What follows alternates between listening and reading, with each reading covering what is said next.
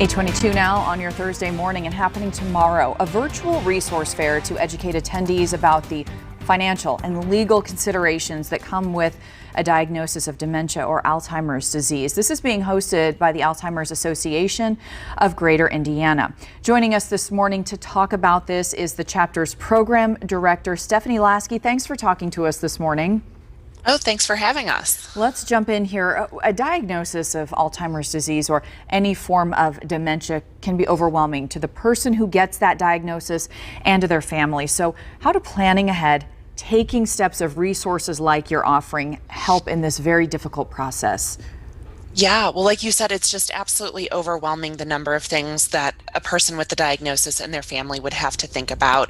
And we are bringing all of these things together in one space for 4 hours tomorrow afternoon. Everything from considering long-term care, adult day centers, driving assessments, legal and financial planning, all of those things all together in one space to really give people the whole breadth and depth of what they should be thinking about when they receive that diagnosis. And as you were just taking us through some of those topics that families have to go through, this is addressing some of the most difficult decisions. What kind of questions do you expect to get from these families? What are some common questions you're often asked that, people going through this just don't know about yet?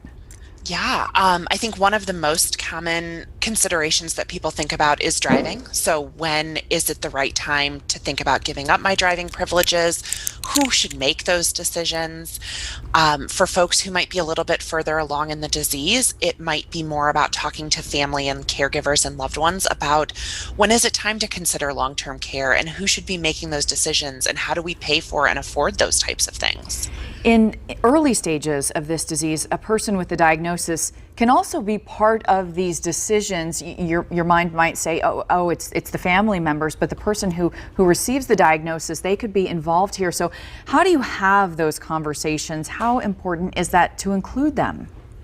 Oh, it's so important to make sure that their wishes and their desires are known and taken into consideration throughout the entire planning process. So we hope that folks who might be early within their diagnosis are able to join us tomorrow afternoon and then spend some time with their families over the next couple of weeks and really have those conversations. What signs should I look for that I know that it's time to give up driving? What do I want when it comes to palliative care or last will and testament or power of attorney? Who do I want to be making those decisions on my behalf? Particularly important if maybe there's multiple siblings or multiple people caring for an individual, to really have that one representative that the person chooses themselves. A lot of communication involved here, I'm sure. Stephanie Lasky, very important conversations. Thank you so much for joining us to talk about this. Oh yeah, thank you for having us. We appreciate being able to tell everybody about the great work that we're doing. We appreciate it. And we want to let our viewers know that registration here is free.